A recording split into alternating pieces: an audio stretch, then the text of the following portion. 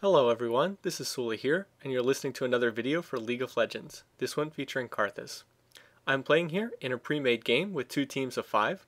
We had a request from Jaje to play against some of his friends, so me and some of my friends are playing against him and some of his friends. So you can see I am going to play Karthus in this game. Along with me on my team is Developed X playing as Quirky, Cole playing as Tarek, Plasma Puffball playing as Cassiopeia, and Donsky playing as Amumu. Then on the other team, you can see that Jaje is playing as Nidalee, and he also has his friends Nukem and Blessa on his team, Nukem playing Annie and Blessa playing Renekton. And then filling out the team are some more people that play with us online, Seirun playing as Fiddlesticks, and Leon Silverberg playing as Nocturne. So here we go, try to get a look at the initial items, what people are buying, and get a sense for how everybody decides to start out the game.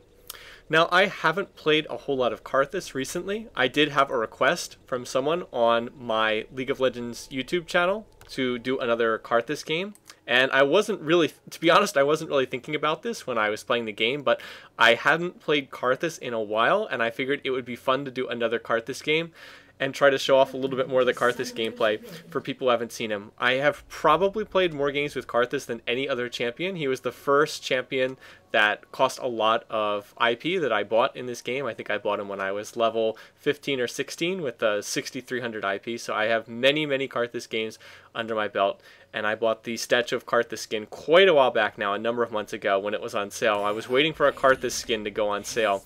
As you see, Karthus here hanging out with Cassiopeia in the brush. The two of us just sort of chilling here, waiting just to guard the entrance to our jungle and make sure that nobody comes in there. Seirun over here asking us why we so try hard in this game. It's a fair question. What we were trying to do in our games this evening was we were just trying to get some champion lineups that were more balanced, that were, you know, relatively just good setups for champion lineups, I guess is what you'd say. That is, generally speaking, in this day, one of the things that we've seen in high-level League of Legends play is 2 AP carries are pretty standard nowadays. That is, one of which is dependent on blue buff, one of which is not dependent on blue buff. And from this pairing, you can see Karthus is the one who's going to be taking blue buff. Cassiopeia doesn't really need it that much. Then an AD carry plus support, so that's going to be the bottom lane, develops Quirky and Cole's Tarek playing together, carry and support, and then a jungler. So we have Amumu jungling. And Amumu, of course, will also serve as our tank, give us a little bit of beefness, a little bit of initiation here. So we're going to help get this golem started for Donsky, just help him get started. I believe the golem is actually focused on me, not 100% sure. So there it is. Now it's going to change its focus to him. Going to drop in a couple more layways and then head up to lane. So in terms of the laning matchups, just to give them to you quickly, I am against Jaje up here. I have called him Jaje before in some of the videos, but I asked what the pronunciation is, and he has told me that it is Jaje, so I'll be going with that from now on. I am up against Jaje's Nidalee up here in top lane. Plasma Puffball is up against Nukem's Annie here in middle lane, so Cassiopeia against Annie, 2 APs. So you can see their team doing something similar with the AP carries. However, their bottom lane, a little bit more unorthodox. They have Blessa's Renekton and Leon's Nocturne down here, so that's a bit of a strange lane, but we'll see how it works out for them. And then Seirun is going to be jungling Fiddlesticks. Now, as far as this matchup is concerned, I was a bit worried when I saw what champions their team picked. We did this blind pick mode, like what you would have in a normal game. We did not do draft pick mode, so didn't know what the other team was going to be picking when we were picking. I don't particularly like the Karthus matchup against either of these champions, against either Nidalee or Annie. I think that Karthus has a little bit of trouble with both of them. Nidalee because of her sustain, and Annie because of her burst. Anyway, there's a big fight going on down here in bottom. You can see Develop was killed by Leon, giving up first blood. And right there, Cole's going to get a kill on Blessa, so going to exchange 1 for 1. But I think Cole got killed, right? So it's not actually 1 for 1. It's 2 for 1 in their favor. So they actually got a double kill in our bottom lane. Nicely done on their part. Anyways, I was saying I didn't really like this battle that much. I just don't like the matchup with either of these champs. But right here, Jaje is taking a ton of damage from the creeps. I don't think he realized how many creeps I had there. So I actually decided to flash in and use my ignite. And I would have killed him with a lay waste, but he also flashed away. So going to escape, but now look how low he is. And I'm going to have sort of free run in this lane for the immediate future. The big issue there was Jaje and I were sort of fighting back and forth, but I just had massive creep advantage. I had built up this huge wave of creeps because I had been a little bit more aggressive about taking them down with my lay waste, so I had more minions on my side than he did. And when you're in the first couple of levels, when you're fighting, that creep advantage is pretty significant. Anyway, Plasma has scored a kill in middle lane. Wasn't able to see that one because of the lack of health bars on this replay client. But in any case, I'm pretty happy with how this lane is going. Now, the thing about Nidalee is Jaje will be able to heal and just pull himself back up in lane again. See how he's all the way back up to full again due to Nidalee's heal. That's why I thought that this laning matchup would be a little bit difficult for me, that he could just keep sustaining over and over again, keep healing himself back up. Whereas as Karthus, I don't have anything that gives me back life. I mean, unless I were to build a Hex Check Revolver or something, I'm not going to have any real sustain in lane. So I'm just going to try to make that up with health potions. But the good thing, there are a couple things that are going for me. I do have my Ignite. Ignite, very, very useful in laning against Nidalee to cut down on her healing in any kind of fight. If you don't have that, it's going to be really tough to lane against her. I also have the slight advantage of being on the blue side of the map, being on the bottom side. That means that my blue buff is here. It's close to me. I have access to it pretty easily. Whereas Jaje's blue buff is way over here. It's going to be hard for him to take it. You really don't want Nidalee to get blue. That will just allow her to heal herself endlessly, and it'll be a real nightmare for you. Anyway, now here the positions are reversed. Notice that all the creep advantage is on Jaje's side, so I'm going to keep pulling back to my tower because I don't want to take... I don't want to fight him with all those minions. If I try to fight him with all those minions hitting me, it's going to be really badly. So I'm going to pull back to the safety of my tower and try to farm up these minions here. And doing a pretty good job of that. One thing about Karthus is you have to be very good at placing his lay waste if you want to be able to farm minions. It's not that hard to do, but it will take some practice. You won't just be able to pick up Karthus immediately and be good with using his lay waste. Remember that his lay waste deals double damage if it hits only one target. So it's always something you want to keep in mind. You want to try to hit just one minion if at all possible. And notice how I'm not doing a good job of that there. And see what the result is. I missed 2 minion kills. Overall in this lane, I'm doing okay. 26 minion kills. And where is Jaje? 23. So very even thus far. I did go back and build my tier very early on. With Karthus, tier, I really like building tier. This has been my core Karthus build for ages. I have changed the build around a little bit after watching the DreamHack games a week or two ago. At the DreamHack games, a couple of the European players were playing Karthus, and they were really amazing Karthus players. So I have done some slight changes to the build I use, mostly just moving up Void Staff in the build instead of getting it as like the last item. I like getting it a little bit earlier now for the extra magic penetration, but mostly not that much different. Anyway, Seirun has come out of his jungle here. He's been going in, and I was like, why is he playing so aggressively on me here? So I'm going to toss down my Wall of Pain. That's going to slow him down. Then I'm going to use my Ignite, and right here I just need one more lay waste, and I don't know if it was the lay waste or the Ignite, but that was a pretty easy kill to get, just using my wall to slow him. I didn't even have to use my flash, but that was Ignite going in, getting the kill, and I'm just not entirely sure what Seirun was doing there. I think he was, maybe he was planning on life draining me with Fiddlesticks or something, but oh, nothing but, yeah, so apparently his drain got interrupted. Not exactly sure what happened, so it looks like that was the difference there, having his train interrupted. But in any case, he pushed forward a little too aggressively. The minions did some damage to him. I was able to get a nice wall placement with Karthus' Wall of Pain, and then just wear him down with Lay Waste and turn on that Ignite, and that was enough to get the kill.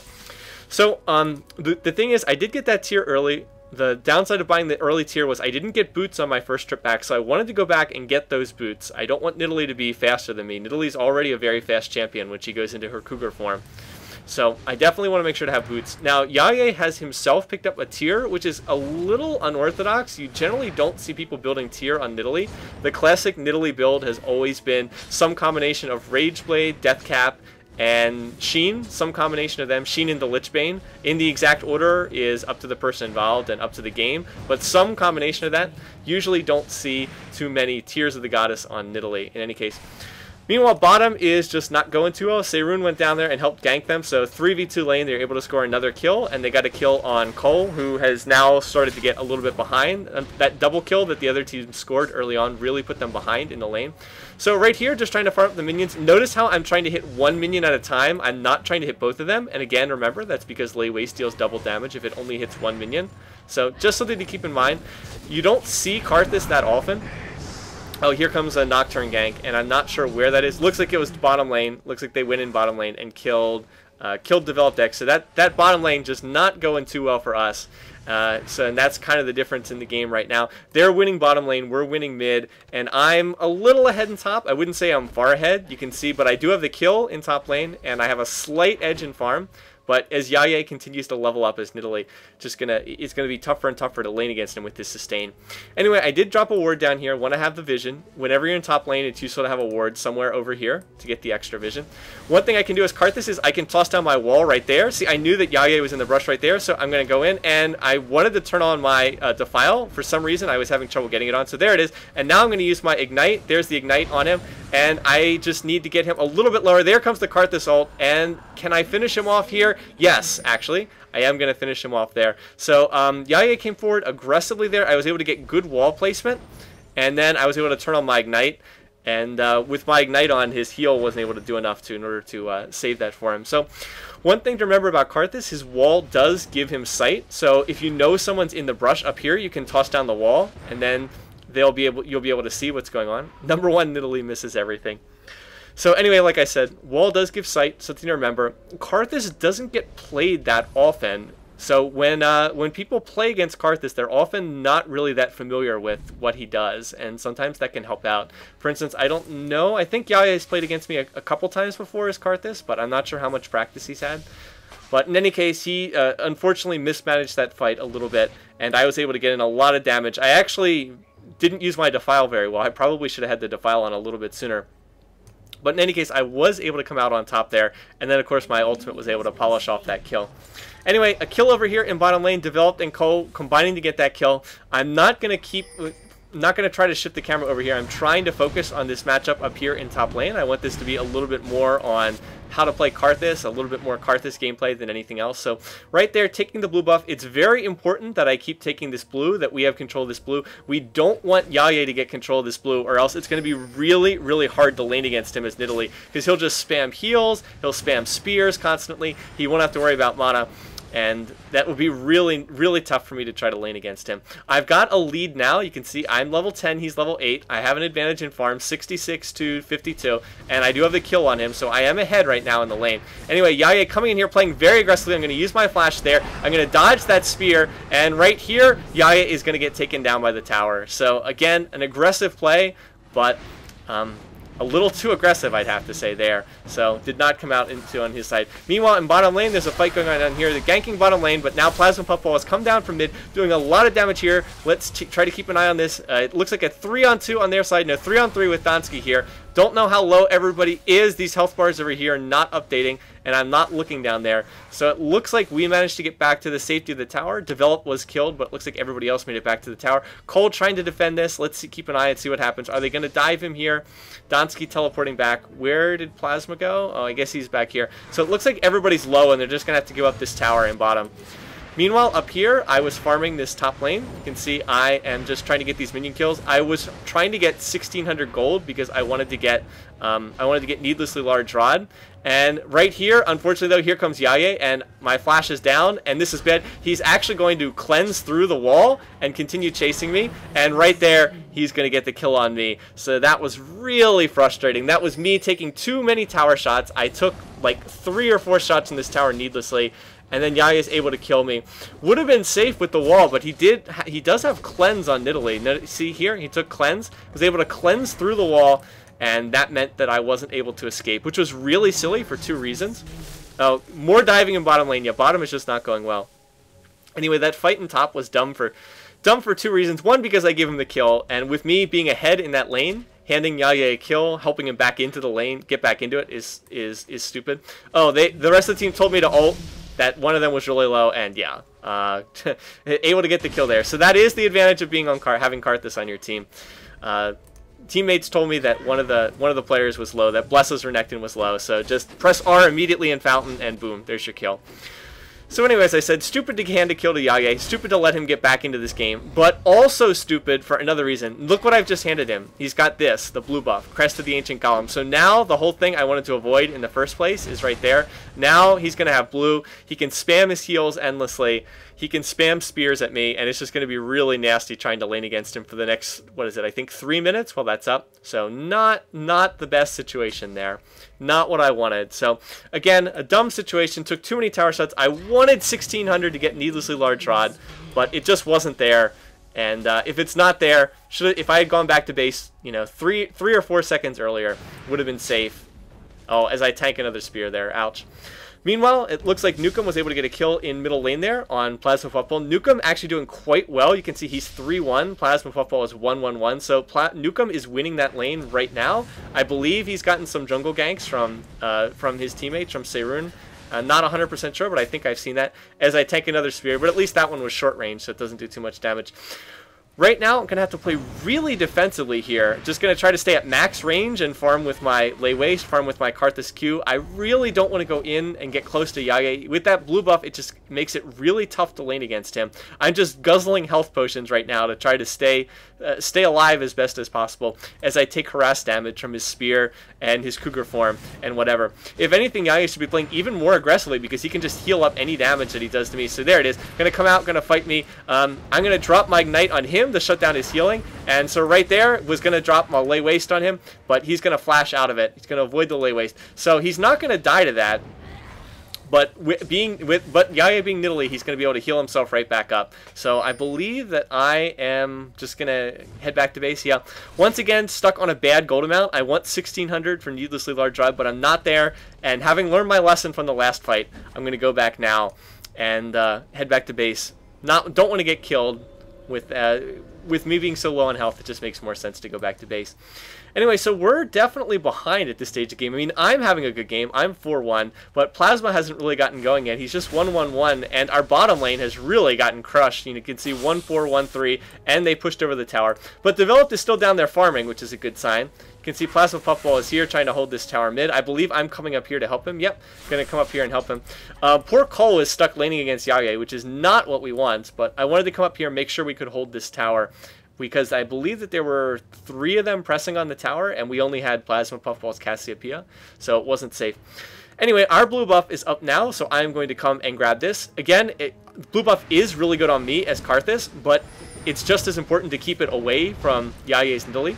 Notice also what I do here with the wall. The wall is a magic resistance debuff, so one of the reasons why I toss it down there is to reduce magic resistance. See here, I'll highlight it. Has armor and magic resistance reduced by 15. So it is worthwhile when you're doing something like Golem just to toss down the wall in order to get the reduced magic resist. Anyway, here, coming after Jaje, I miss on the wall placement, not too good. And he's going to be able to slip out of there, so that's not good. But we scored another kill over here by Dragon. Plasma Puffball able to get a kill on Seirun's Fiddlesticks. Didn't see that, but he was able to get that, so that's a good sign. Going to help him get a little bit more farmed up.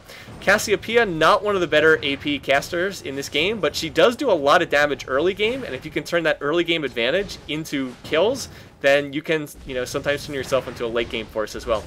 Anyway, Jaje missed the spear, and as soon as he missed the spear, I decided I wanted to go in on him and play a little bit more aggressively. So, like, right there, able to get off some good harass. And then here, I was told that there was a fight elsewhere to use my ult, and indeed, right there, going to get the kill on Nukem. You saw, it was a little bit in the background, but you saw, I'm going to clean up another freebie kill just by virtue of being Karthus there. Meanwhile, and Plasma's going to clean up another kill there on Blessa. So we're going to go 2 for 1 there. Who got taken out? Cole got taken out in the fight there. So that went pretty well for us there, all things considered. Now, Jaje coming out of the tower right here, I was able to hit him with a Lay Waste and get in a little Defile damage. He can heal himself, but if I can keep this up, I'll be able to keep harassing him. Oh, meanwhile, Plasma getting another kill mid. I'm not even sure what was happening there because I was paying attention during the game. Anyway, here, toss down my wall. Not going to be enough to get a kill there, but I am going to push Jaje away from me for a little bit so I can farm those minions. And now I'm going to toss down my ward here. Walked over a Nidalee trap in the process. That's what the little icon over my head is. So the good news is, oh, here I'm going to catch Jaje again. And can I get him on that Lay Waste? And yeah, notice I'm going to hit him with 2 Lay Waste. The second one also hit some minions. So it didn't do quite as much damage. But I'm doing a pretty good job of harassing him with my Lay Waste overall. I do think in part that's because I went for the early Sorc shoes. In the past, I would often build Mercury Treads on Karthus, but the Sorcerer shoes, you just do so much more damage with the extra Magic Pen. And I do think that that's making a distance. Like right there, going to chase Jaje away from the tower here, and going to continue hitting with Lay Waste, and not going to get that second one. But I was able to get in some pretty good damage, and this tower is just about dead, and looks like that tower is going to go down. It was pinged by the rest of the team that they were coming to get me. So if you notice, Nukem's Annie and Blessum's Renekton, excuse me, Nukem's Annie and Blessum's Blessless Renekton were both coming up top to try to gank me, but I had the ward here, and that's why you buy those lovely sight wards, guys, so that you give yourself vision of a 3-man gank coming. I actually didn't see it when I was playing, but my teammates pinged it, and then as soon as they pinged it, I realized, oh, I better get out of here, so I was able to back out. And we did still get the tower. The minions were able to clean it up, so that's a nice sign. Meanwhile, elsewhere on the map, Nukem getting a kill on Plasma Puffball. Not exactly sure where that was. Again, trying to focus on this matchup up top here. I want to highlight sort of how this matchup went down. So Plasma Puffball does have 4 kills. Now right here, Jaje coming forward a little bit, so I'm going to trap him with my wall, and he's going to feel compelled to flash out of that. And now I'm continuing to chase after him. Remember, he doesn't have a tower here, so if I can hit him on another wall here... Wow, look how much damage that lay waste is doing. I did pick up a death cap on my trip back. Now, right there, I caught him with another wall, so I figured, okay, if I can catch him with another wall, if I can go in and ignite him, and... Oh, almost. If I could have hit one more lay waste, I think my ult would have killed him, but not quite enough. A nice escape. It is really hard to catch Nidalee, unfortunately, because she has so much escapability with her Cougar form. So not able to get that. That was a bit of a waste. The problem is my Ignite and my Flash are both down. That was probably a bit of a waste to use them because that wasn't enough to secure a kill. But I was able to get some minion kills. I was able to drive Jaje back a little bit. So who knows? Not worth it, I don't think. But oh well. Have to try to get kills after all. Anyway, it looks like we scored another dragon while that was going on because Cole is typing out the dragon timer. Not 100% sure. It may have been their team as well. But like I said, I was trying to concentrate on the matchup in top lane while I was playing. Anyway, there are a lot of them walking around over here right now, so that's why I walked the way I did back to top lane. I tried to walk the safe path, and I even tossed down my wall right there for vision. Again, remember, wall does give vision. So there are a number of them in our jungle right now, right there. Like right now, we see that Seirun is there, and we've just managed to catch him with the clairvoyance. So I was telling Donsky, hey, let's come up here. Let's try to get Seirun right now. So there's the wall. Now we're going to see him. We're going to catch vision of him. And this should be a kill, but there's the ult, and oh, flash over the wall. And the Amumu ult coming in just a second too late. So I was like, oh, Donsky needed that just a little bit earlier, and it would have been a kill. So we're gonna miss out on that kill, but at least we did get Seirun's flash down. So I guess that's a good sign. Anyway, Nocturne ult somewhere on the map. Where is it? Where is it? Looks like it's in bottom lane. Is Develop going to be able to survive? Yes. Looks like he is not going to get finished off by that Ignite. So a nice escape there, not getting caught. Anyway, over here, I just missed on that wall. If I had caught Seirun, maybe we get a kill. Probably not, but maybe. And unfortunately, though, going to miss that. So with the tower down, there's not really that much reason for us to stick around up here. We've already gotten that. Instead, I'm going to come down here and do this blue buff. I want to, once again, blue really good on me as Karthus. It means I can run my Defile. It also lowers the cooldown on my Wall of Pain significantly because I don't build any cooldown reduction on Karthus. Lowers the cooldown on my ult as well. I actually don't have any cooldown runes on Karthus, although I do on most of my casters. With Karthus, I'm just assuming that I'm going to be taking blue buff throughout the game. If we're in a position where we're getting snowballed out of the game and I can't even take blue, then, well, let's face it, we're probably going to lose anyway in a situation like that. But predicated on the ability to control blue buff.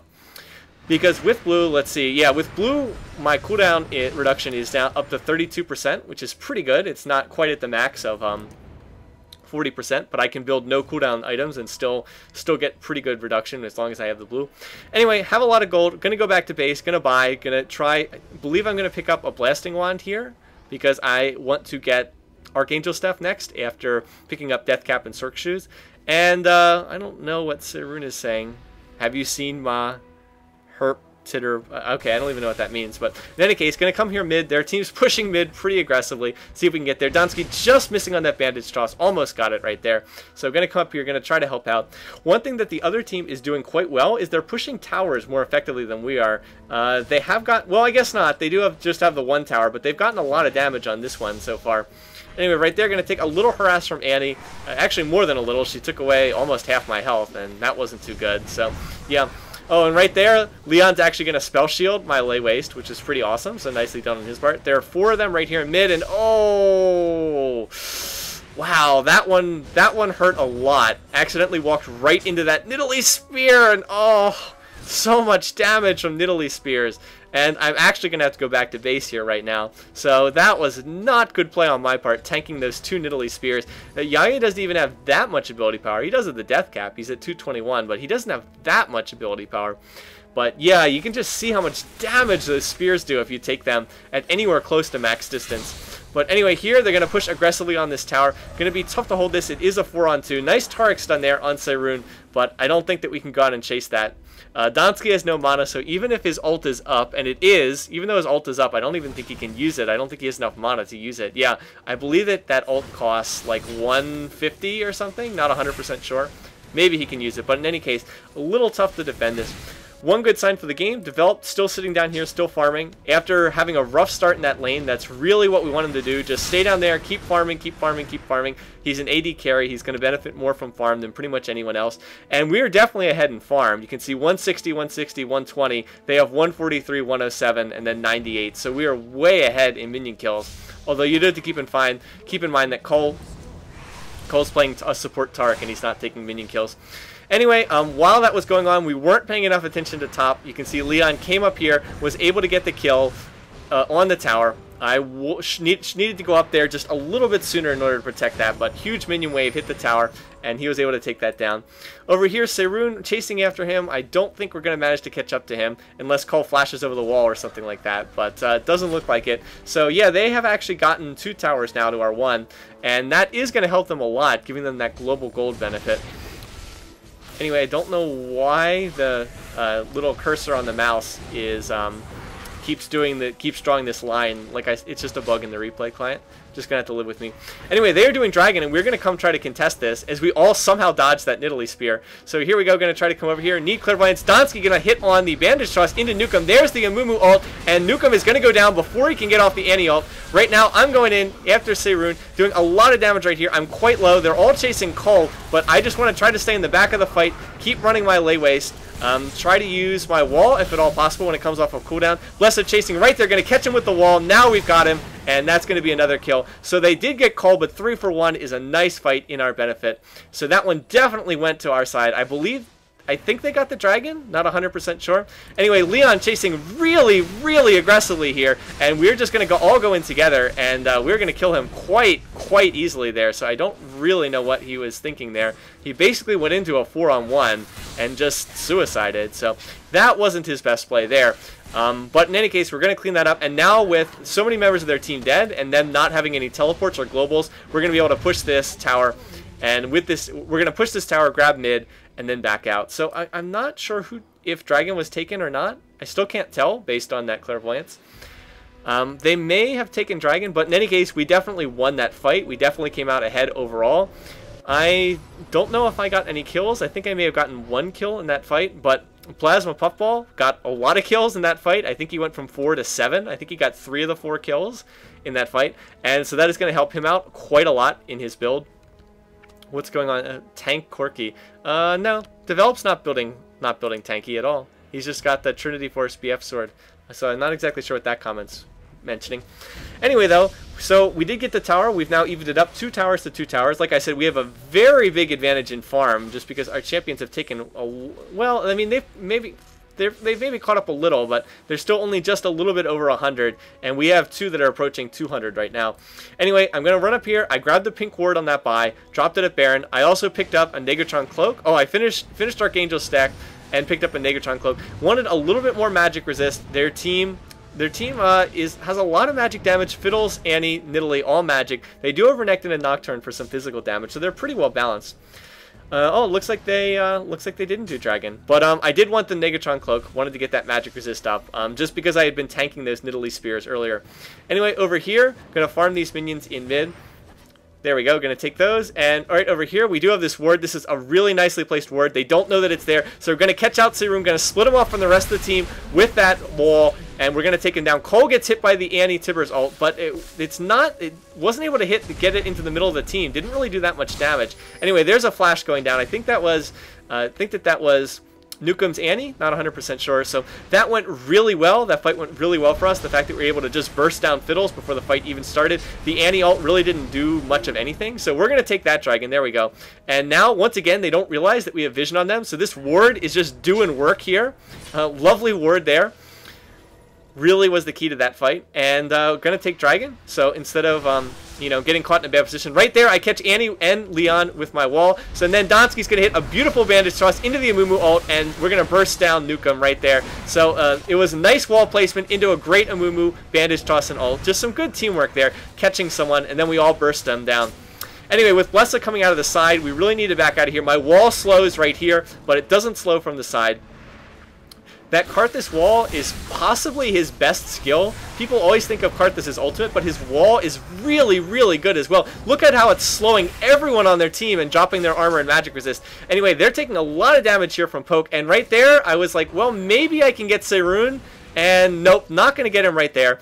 But I am going to do a lot of damage to their team, force them to back off. Seirun can probably life drain because he is Fiddlesticks, but we did do a lot of damage, force him to back off. Karthus ult is on a relatively short cooldown when you have blue buff. It's only on an 80-second cooldown, so not that big a deal to use the ultimate. Did get a lot of damage off on their team and force them to back off. Now, we weren't able to turn that into anything, but we might have been able to, so I don't think it was that bad of a play. Anyway, just look at my wall right here. 1200 distance wall, reduces armor and magic resist by 35, and movement speed reduced by 80%. It lasts for 7 seconds. Like, look at this. I can completely block mid here with my wall. I just love this skill. And good wall placement is really integral to playing Karthus well. That's, more than anything else, that's what separates a good Karthus player from a bad Karthus player. Yeah, sure, anyone can hit R and kill people when they're on 100 health, but if you can put that wall in good spots and zone people out, like similar to how you would use an Anivia wall or a Trundle pillar, that's really what makes the difference in the end. Okay, anyway, a lot of people went back to buy. I didn't really have any compelling item to buy. So I hung out here mid in order to stick around and hold this lane. You can see developed score still doesn't look good, but he does have Trinity Force, Berserker Greaves, and most of a Black Cleaver. Or most of a Bloodthirster, not sure which one he's building. So he's in pretty good shape overall, even though his score doesn't look that good. Cole, well, his score, again, also doesn't look like anything much. But, again, he's playing support, so it doesn't really matter. Ow! Those Nidalee Spears really hurt. Anyway, we're setting up for a flank here, trying to get in an attack from the side. But they have vision on Donski, so it's not going to work. Still looking to try to catch someone out. However, Leon is not here, so we can look to fight this with him off in bottom lane. This is a situation where we can go in and try to fight. And in any case, we're going to be able to clear that ward with the Cult Oracle with no problem. But again, right here, looking for an engage, looking for a good time to fight. We're going to fight, but then Develop told us he was out of mana, so he's actually going to go back to base to get a mana refill. And then after he comes back, we said, okay, let's wait for Develop to go back, buy some, finish one of his items, go get our mana refill, and then we can look to fight after that. Seirun hanging out over here. Have the feeling he wants to use his Crowstorm ultimate from this brush. That's one reason why that ward is in such a nice place. Oh, thank you, minion. Tanking that Nidalee Spear. Very nice. Anyway, Develop on his way back has finished Black Cleaver, so obviously that's what he's going for.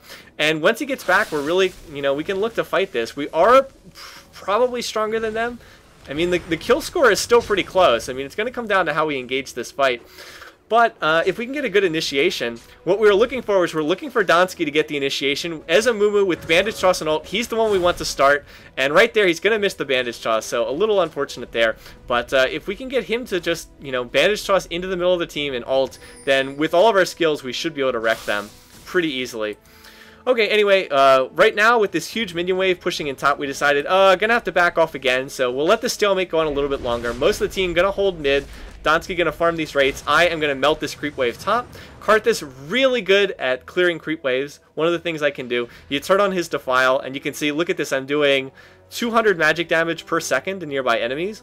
Really strong, so especially if you have blue buff, you can keep that running. A little bit like a Swain ultimate, although it doesn't heal you, but it does do more damage. Anyway, so right here, again, looking for an initiation, looking for a chance to get in and fight. It's going to depend on how this fight starts. If we can go in there and get a stun, then we can win the fight. If Nukem can flash in with a Tibbers ult and hit all of us, then they can probably win the team fight. If Jaje can keep poking with those spheres, if Jaje can get enough damage with those Nidalee spears, then that could also be really bad for us. Again, it just depends. Anyway, Dante's going to go in right there. He misses on the bandage toss, but is going to use the ultimate, and then Cole is going to get in a stun on Seirun, and we're just going to burst them down. Annie's stun going off, but it's not going to be enough to kill us. Not going to be enough to kill anyone. I'm going to back off here, use my ultimate, and it's not going to kill anyone, but we are going to get 3 kills there, and that was just a really nice initiation. It's what we've been looking for the whole time. Meanwhile, Leon not even there. Leon's going to take down this bottom lane tower, so Plasma going to go back to deal with that. The other 4 of us going to come here and do this Baron. Once again, going to toss down that Gonna toss down my wall to try to drop magic resist. Look at his magic resist going down. Oh no, wait, that's armor. Excuse me, that's not armor. That's not magic resist. That's armor from the quirky Gatling gun. Anyway, Jaje coming in, trying to steal Baron, and then unfortunately he failed his flash over the wall, so we were able to score a kill there too. So that was unfortunate for them. But in any case, Plasma was able to push this back in bottom. We were able to get Baron, so we scored 3 kills plus Baron, and then when Jaje came in and tried to steal Baron, that turned into 4 kills plus Baron. Anyway, there it is, minus 35 magic resist on that golem, so it definitely goes down much faster. And now I have Baron, now I have a chance to buy again, so this game, which was pretty close just about 5 minutes ago, with us being ahead, but not ridiculously so, now it's really snowballed in our favor, and now we really, really have a big edge. And at this point, we're going to have to mess up in order to lose this game. Anyway, on that trip back, again, this is something that I picked up from DreamHack. Get an earlier Void Staff. So that is something that I have done. For the extra, gives you ability power, gives you magic pen. You can see now I have 29 spell pen and 49%. So I'll be doing true damage to most people on their team. They really don't have much magic resist. Blessa has the Negatron Cloak, and that's really just about it. Anyway, here, I just saw them kind of hanging around Nukem and Leon, so I was like, okay, I'm just going to toss down my wall, and we're going to go after them and try to kill them. So again, we just caught them with the wall, and then we just rolled over them 5-on-2. So a little bit out of position on their part there. Missed the opening to that fight a little bit. Oh, Plasma tanking that spear. Not the best there. But look what Plasma has bought. Will of the Ancients. Will of the Ancients, really a good item right now. It's something that I've undervalued in the past. A great item for Plasma to get because it benefits both of us. Gives us spell vamp and ability power. Anyway, right there, caught them with the wall. Caught Blessa, caught Jaje. And with that slow on their movement speed, they're going to go down really fast. Over here, Seirun came in with this Crowstorm ult, but Seirun is just underfarmed. There we go, caught Jaje once again with my wall, and right here I'm going to kill him with ult, but no! Plasma Puffball flashing in to hit on the Twin Fag. How dare you kill steal me, Plasma? Anyway, we were joking about that during the game. I had the Karthus ultimate in the air above Jaje's head, and he's going to flash in and get the kill. And then there comes the surrender vote. We were about to win the game anyway there because we had aced them. So anyway, that's the end of the game. Let's look at the stats, wrap it up, and finish this match. Here you go. Here are the numbers at the end. You can see how we all finished up. In the end, the game that really wasn't looking all that great for a long point in time just kind of tipped in our favor enormously, and I'd say about the last 8 to 10 minutes of the game. In part due to the fact that we just got into the team fighting phase and we were able to win pretty much every team fight handedly. Now again, that was partly due to the fact that we had this huge farming edge. If you looked at the score around the 25-minute mark, we were pretty even in kills, pretty even in towers, but my team had a big edge in farming. We just had a lot more minion kills. And then, so that was part of the reason why when we got into the team fighting phase, we were able to win. But another reason why is we just had some really good initiations in team fights.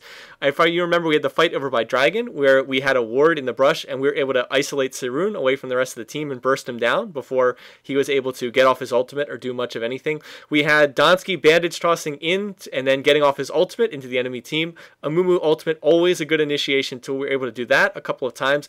And once we were able to do that, we were just able to win those fights and then turn that into Baron and then win more fights, and it just really got out of hand at the end of the game. But go ahead and look back at this game at like the 20 to 25 minute mark. We really weren't that far ahead. I mean, it looks like Plasma Puffball just like annihilated everybody in this game, but he was like 4-1 at like the 25-minute mark. It was just at the end of the game, he cleaned up pretty much every single kill because his Twin Fangs were just doing so much damage. Anyway, you can see the stats. Not going to talk too much more about that. I thought it was a pretty well-played game overall. I liked how Develop was able to get back into the game after struggling early on. I liked how Donsky was able to tank so effectively for us. And even though Cole didn't have a great game, he did get off some great stuns from time to time. And his heals were really crucial in defending against the poke that the enemy team had. They had a lot of poke with those Nidalee spears that Jaje was tossing. The fact that we had a healer on our team really helped us defend when we were sort of in one of those situations sieged up outside a turret. Okay, anyway, one other thing I want to mention, I do have my live stream running. I usually stream in the evenings, North American time, so in the evenings on, like 6 p.m. Eastern Standard Time, if you're in that time zone. So I do have the live stream up and running pretty frequently. I'll post notices on this channel when it goes up. However, if you can't make it, if you're in Europe or you just don't want to hang around and watch me play, well, it's going live. They're also all saved on that channel as well. So I'm going to have the link to that channel both in the comment section under this and on this video. So if you haven't been watching that, you want to see more videos, if you've watched all the stuff on the YouTube channel and you want to see more games, then go check out the live stream, because there's already like 7 or 8 games that we've done up on the live stream, just saved there from when we're playing. I won't promise the quality is as good as YouTube, because it is a little bit raw when we're playing on YouTube on the live stream, but you can see how we play in action, what's going on live while we're playing, and you get to see a lot more games. When I don't have to take the time to like go through and comment on everything. So anyway, once again, thanks for watching, thanks for listening. Hope you enjoyed this. Hope you enjoyed some more Karthus gameplay, and I'll see all of you guys later.